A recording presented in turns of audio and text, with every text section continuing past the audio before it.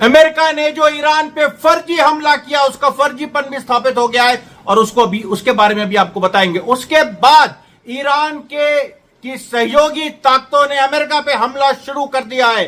सबसे पहले ये अमरीश मिश्रा स्पीक्स पे आप सुने, क्योंकि अभी आधे घंटे पहले की बात है जब इराकी रेजिस्टेंस ने इराक में अमेरिकन बेसिस पे हमला कर दिया है और अमेरिका ने कहा था कि अगर उसके बेसिस पे हमले हुए, चाहे वो ईरान के प्रॉक्सी से हो, तब भी अमेरिका यही मानेगा कि ईरान ने हमला किया। तो अब ये लड़ाई बढ़ेगी। इजराइल हार चुका है ईरान से लड़ाई में, अब अमेरिका को सीधे कूदना पड़ेगा। ट्रंप ने पूरी कोशिश की आज ये कहने की कि हम सीधे नहीं कूद रहे हैं, लेकिन ट्रंप की सच्चाई खुल गई। जिस तरीके से इराकी रेजिस्टेंस ने मारा है उससे कमाल हो गया है। उसके बाद यमन ने भी लाल सागर में अमेरिकन युद्धपोत पे हमला कर दिया है। अमेरिकन युद्धपोत वहां से भाग गए थे, यमन से संधि कर ली थी। यमन ने एक तरह से संधि तोड़ दी। उसने कहा कि ईरान के लिए हम संधि तोड़ रहे हैं और उसने अमेरिकन युद्धपोत पे हमला कर दिया है। इजराइल पे भी एक और हमला हुआ है, वो भी यमन ने किया है। उधर हिजबुल्लाह की तरफ से पूरी तैयारी है। जहां तक खबरें आ रही हैं, जो इजरायली फोर्सेस इस समय लेबनान में घुसी हुई हैं, जो 5 स्थानों पे 5 गांव में जो कब्जा जमाए बैठी हुई हैं, उनके ऊपर भी हमला हुआ है। एक साथ तीन हमले ईरान ने और ईरान के सहयोगी ताकतों ने, रेजिस्टेंस फोर्सेस ने, मिडिल ईस्ट की क्रांतिकारी फोर्सेस ने। और मैं इस पर बहुत ऑब्जेक्ट करता हूं। ये जो एबीपी का एंकर है संदीप चौधरी, इसने हमास को आतंकी कहा कल आशुतोष के सामने। ना आशुतोष ने कोई प्रतिवाद किया। और ये अब मैं आपसे गुजारिश करता हूं, एबीपी चैनल बॉयकॉट करिए। संदीप चौधरी, ये जब भारत की सरकार हमास को आतंकी नहीं कहती है, तुम्हारी औकात क्या है संदीप चौधरी कि तुम हमास को आतंकी कह सको? तुम्हारा वो हाल किया जाएगा कि तुम्हारे पुश्ते याद रखेंगी। मैं साफ साफ कहना चाहता हूं कि एबीपी चैनल को बॉयकॉट किया जाए। उसके बाद मैं आपसे गुजारिश करना चाहता हूं, हमारे खिलाफ देखिए साजिशें हो रही हैं, साजिशें होती रहेंगी। बहुत सारे लोग फेक सब्सक्राइबर्स भी बन रहे हैं और वो उस तरह से हमारे वीडियो को देखने नहीं आते। इसलिए जो शुरू के जो 5-10 हजार जो हमारे लॉयल सब्सक्राइबर्स हैं, वो तुरंत आ जाए करें। जैसे ही नोटिफिकेशन देखें, फिर से ये मेरी गुजारिश है, इस वीडियो को भी आप अंत तक देखिए, क्योंकि इसमें बहुत सारी चौंका देने वाली बातें जो अभी कहीं नहीं आई है। अभी आप सोच लीजिए कि अभी ऑफिशियल चैनल्स जो ईरान के हैं या रेजिस्टेंस के, उनमें भी ये चीजें नहीं आई है, क्योंकि ये बहुत ही चुपचाप ये हमले हुए हैं। और इनके बारे में सबसे पहले हमें खबर आई है, रात तक ये खबर आम हो जाएगी। तो देखिए, यमन ने हमला किया, इराक के रेजिस्टेंस ने हमला किया, हिजबुल्लाह ने हमला किया, ये 3 फोर्सेस ने हमला कर दिया है। ये बड़ी चीज है और जिसको लेके हर जगह एक बवाल मचा हुआ है, इजराइल में और अमेरिका में भी। अमेरिका की हालत खराब है क्योंकि रशिया ने भी कह दिया है, और रशिया के जो एक स्पोक्स पर्सन है मेदवेदेव, उन्होंने कह दिया है कि अगर ईरान को न्यूक्लियर वेपन्स की जरूरत पड़ेगी तो रशिया देने को तैयार है। और चाइना ने भी कह दिया है, चाइना ने भी पूरा बयान दे दिया है। और आपको बताएं, जो सच्चाई पूरी अब उभर के सामने आ रही है अमेरिकन अटैक की, वो फर्जी अरे भाई वो है ही नहीं कुछ। मैंने आपको अपने दोनों प्रसारणों में बताया था कि जो बेसिक चीजें होती हैं, एसएआर कंफर्मेशन होता है कि कोई डिस्टर्बेंस तो नहीं है, जो सस्पिशियस एक्टिविटी जिसको कहते हैं वो तो नहीं है। देखिए, 1 2 3 4 5 6 7 चीजें होती हैं जो आप किसी न्यूक्लियर फैसिलिटी छोड़ दिए, यूरेनियम एनरिच्ड फैसिलिटी पे भी आप हमला करते हैं तो उसमें कुछ सस्पिशियस एक्टिविटी होनी चाहिए, क्रेटर क्लस्टरिंग होनी चाहिए, इलेक्ट्रोमैग्नेटिक रप्चर होना चाहिए, यानी एक इलेक्ट्रोमैग्नेटिक फील्ड क्रिएट होनी चाहिए जो एक लोगों को अपने मतलब नुकसान पहुंचाए। उसके बाद सीस्मोग्राफिक लाइटिंग अप होनी चाहिए। सीस्मोग्राफिक यानी अर्थ का जो मूवमेंट है, अर्थ जो शेक करती है इतने बड़े ब्लास्ट के बाद। अमेरिका कह रहा है ना कि हमने 7 हमारे B-2 बॉम्बर्स गए, उन्होंने 2 इलाकों पे हमले किए। कौन से इलाके? फुद्रो और नतांस। और इस्फहान पे हमारी 20 टोमाहैक मिसाइल्स ने हमले किए। पर्शियन गल्फ से 400 मील दूर से हमने हमले किए। तो इस्फहान पे तो टोमाहॉक मिसाइल्स ने हमले किए। उसके बाद फुद्रो पे और जो नतांज है उस पे 7 B-2 बॉम्बर्स गए, उनके साथ और बहुत सारे जहाज थे। और इन 7 B-2 बॉम्बर्स ने कम से कम 14 GBU-57 गिराए, क्योंकि बहुत भारी बम है।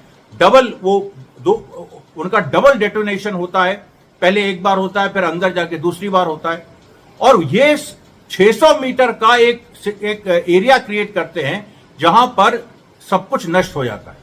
और कौम का शहर फुदरो से थोड़ी दूर पे, वहां अभी देखिए डीबी लाइव से मैं आ रहा हूं और वहां पर जो लोग हैं जो ईरान से, तेहरान से आए हैं, वो कह रहे हैं कि बिल्कुल कुछ भी नहीं है। कौम से लोग कह रहे हैं। तेहरान में आज सुबह दीपक शर्मा शो में था मैं, वहां वो इस बात को कह रहे हैं कि कोई भी ऐसी स्थिति नहीं है।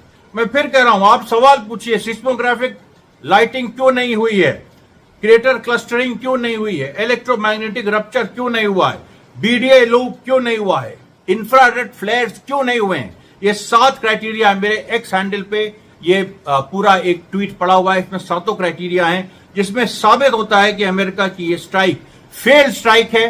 ट्रंप ईरान को कह रहा है कि बुली ऑफ मिडिल ईस्ट। अरे ट्रंप से बड़ा बुली कौन है और इजराइल से बड़ा बुली कौन है? ये अलग बात है कि ट्रंप और इजराइल दोनों भीगी बिल्ली बन गए हैं। जो यमन, इराक, हिजबुल्लाह ने मार की है, उसका जरा अगर हिम्मत है तो उसका सत्य बाहर करो। अगर हिम्मत है तो सच उसका सच सामने लाओ। इराकी रेजिस्टेंस ने कितने अमेरिकन सोल्जर्स मारे? यमन ने जो हमला किया है उससे क्या नुकसान हुआ अमेरिका को? हिजबुल्लाह ने जो हमला किया, इजराइल क्यों तुम दबा के भाग रहा है? आज जो 20वीं जो 20th लहर, जिसके बारे में मैं एक वीडियो बना चुका हूं, 20वीं जो लहर ईरान ने छोड़ी, उसने जो तेल अवीव से लेके पूरे इजराइल में तबाही मचाई है, उसके बारे में बात करो ना। उसमें जो इजराइल में जो बॉम्ब शेल्टर है, इजराइल ने जो के अंदर जो बॉम्ब शेल्टर है, उनमें भीड़ लग गई है लोगों की कि अंदर घुसे और उसमें मार हो गई। एक दूसरे पे पेपर स्प्रे हो रहा है। अभी 2 दिन पहले खबर आई थी कि नेतन्याहू के ऊपर उसके बंकर में हमला हो चुका है। ये देखिए, बहुत सारी ऐसी चीजें हैं जो इस समय हो रही हैं। अभी तक अमेरिका ने जो ईरान पे हमला किया उसकी सच्चाई सामने नहीं आई। ईरान ने जो 20th वेव मारी, जिसमें उसने खैबर मिसाइल्स की जो सीरीज है, जिसमें सज्जल, खुर्रम शहर, 18 मैक मतलब 18,000 किलोमीटर, 20,000 किलोमीटर पर चलने वाली, जो ईरान में 6 मिनट में पहुंच सकती है। 2,000 किलोमीटर का पूरा डिस्टेंस है ईरान और इजराइल में। और आपको बताएं, ईरान से जो मिसाइल चलती है 7 लेयर पार करती है, वो 7 लेयर, यानी पर्शियन गल्फ में सबसे पहले अमेरिकन इंटरसेप्टर्स हैं, वो उसको रोकने की कोशिश करते हैं। उसके बाद इराक में जो अमेरिकन बेसिस हैं वो रोकने की कोशिश करते हैं। फिर जॉर्डन में वो रोकने की कोशिश करते हैं। इन 3 को पार कर गए अगर ईरान की मिसाइल, तो फिर रेड सी और मेडिटेरेनियन सी में इंटरसेप्टर्स है, वो रोकने की कोशिश करते हैं। इजराइल के अंदर 3 इंटरसेप्टर्स है, वो रोकने की कोशिश करते हैं। 8 लेयर्स पार करके ईरान की मिसाइल अगर गिर रही हैं, और कल नजिब में गिर गई जो डिमोना रिएक्टर के पास है। और मुझे यह खबर बिल्कुल मिल गई है साफ कि इसी डर से कि डिमोना रिएक्टर तक ईरान पहुंच गया है, और डिमोना रिएक्टर अगर उड़ गया तो बातें खत्म हो जाएगी। तब वो तो वहां तो सच में न्यूक्लियर वेपन्स है, वहां तो सच में न्यूक्लियर रिएक्टर्स है, और वो एक जो वहां पर इलेक्ट्रोमैग्नेटिक फील्ड सच में क्रिएट होगी वहां पर, और वो रेगिस्तान के नीचे है, वो पहाड़ के अंदर नहीं है, रेगिस्तान के नीचे हैं, तो वो वनरेबल है। उनको ईरान आराम से मार सकता है, और ईरान मारेगा। ईरान ने ऐलान कर दिया है कि वो इजराइल को तो खत्म कर देगा, अब इजराइल नहीं बच सकता, लेकिन अमेरिका को भी खत्म करेगा। भारत में 2 कौड़ी के लोग, मुझे इतनी गुस्सा आती है।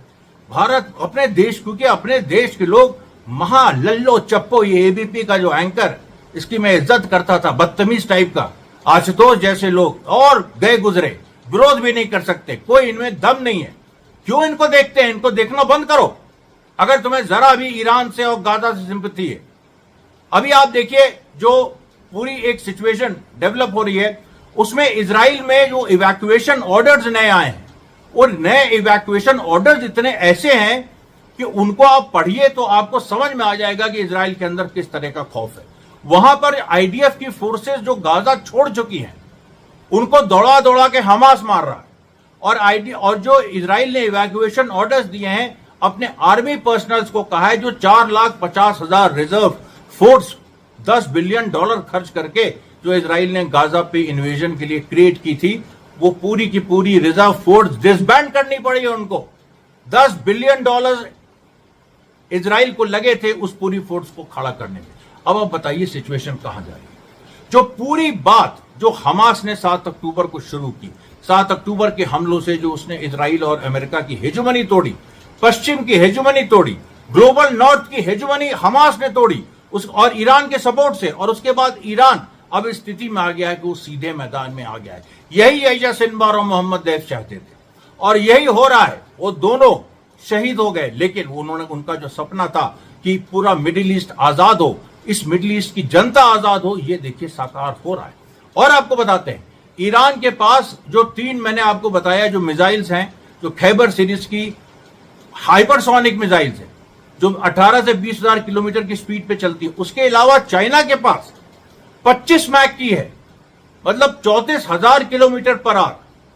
चाइना ने कहा है कि हम वो मिसाइल भी ईरान को देंगे अगर ईरान ने मांगी। रशिया के पास अवागार्ड है जो 30,000 किलोमीटर के ऊपर से चलती है रफ्तार से, उसको भी रशिया ने कहा है कि अगर ईरान मांगे तो उसको हम देंगे। उसके बाद आप जियोपॉलिटिकल सिचुएशन देखिए, अर्दोगन जैसा आदमी जो ईरान के हमेशा खिलाफ रहा है, कंस्पायर करता रहा है, सीरिया में तख्ता पलट में उसका हाथ रहा है, उसने कहा कि जो हालत तेहरान की होगी वही हाल इस्तांबुल का होगा। यानी जो तेहरान, यानी सब ग्लोबल साउथ एक है। और उसमें जो बात जोड़ी जाती है, आज नरेंद्र मोदी ने 45 मिनट ईरान के प्रेसिडेंट पेजेशकियान से बात की। नरेंद्र मोदी जैसा आदमी जो इजराइल विरोधी है, जो इजराइल समर्थक है, ईरान विरोधी है, हालांकि जब इकोनॉमिक इंटरेस्ट अडानी का आता है तो ईरान की याद आती है, लेकिन जो बेसिकली ईरान विरोधी है, इजराइल समर्थक है, वो नरेंद्र मोदी, उसने 45 मिनट पेजेशकियान से बात की। क्योंकि नरेंद्र मोदी का सवाल यहां नहीं है, यहां इंडियन सिस्टम का सवाल है, इंडियन ब्यूरोक्रेसी का सवाल है। जो पूरा एक इंडियन सिस्टम है वो ईरान के साथ अच्छे रिश्ते चाहता है, उसके अलावा कोई चॉइस नहीं है। क्योंकि जियोपॉलिटिक्स में ज्योग्राफी बहुत जरूरी होती है। भारत की जो ज्योग्राफिकल लोकेशन है वो ऐसी है कि वो कभी इजराइल अमेरिकन कैंप पे जा ही नहीं सकता, इट इज इम्पॉसिबल। और इसीलिए आज मोदी, देखिए, मोदी ने जब इजराइल ने ईरान पे हमला किया था तब नहीं बात की, जो कंडेम भी नहीं किया। फिर जो SCO, जो शंघाई कोऑपरेशन ऑर्गेनाइजेशन है, उसने जब इजराइल के खिलाफ प्रस्ताव पास किया और चाइना उसका हेड है, तब भारत ने अपने को अलग कर लिया और आज उसको बात करनी पड़ी। जबकि आज के न्यूक्लियर जो अटैक्स है उनसे ईरान को नुकसान ही नहीं हुआ है। मतलब वो सारी बातें सामने आ गई। तो अब तो बात यह हो गई है कि अगर जो हाल तेहरान का होगा वही इस्तांबुल का होगा, वही दिल्ली का होगा। अब इस चीज को कोई रोक नहीं सकता है। इसीलिए भारत भी इस चीज को जानता है, अगर तेहरान खड़ा रहा, ईरान खड़ा रहा, तो टर्की खड़ा रहेगा, अगर टर्की खड़ा रहा तो भारत खड़ा रहेगा। यह पूरा एक रिश्ता बन गया है। अगर ईरान खड़ा रहेगा तो भारत खड़ा रहेगा। अगर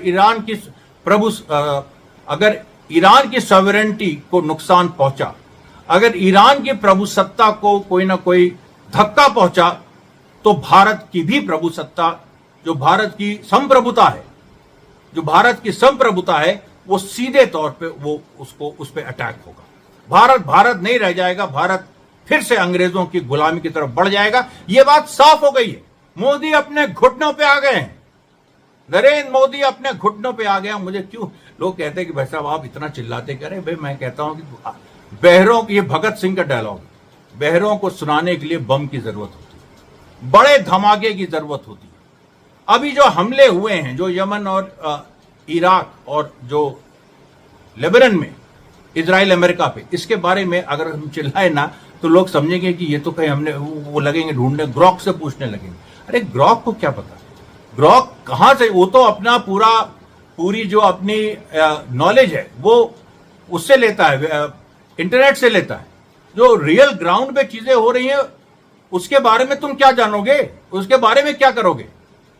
तो ये देखिए एक पूरी सिचुएशन है। अभी जो हमले शुरू हो गए हैं, ईरान के भी हमले, अभी 1-2 दिन रुक के ईरान हमला करेगा, हो सकता है कल रात को, परसों, लेकिन अमेरिका पे वो हमला करेगा। उसके रेजिस्टेंस फोर्सेस ने अमेरिका पे हमला शुरू कर दिया है, ईरान भी करेगा और ईरान इजराइल को बर्बाद करने की तरफ बढ़ रहा है। इसी के साथ मैं ये प्रसारण समाप्त करता हूं, कल फिर भेंट होगी। धन्यवाद साथियों, बहुत बहुत धन्यवाद।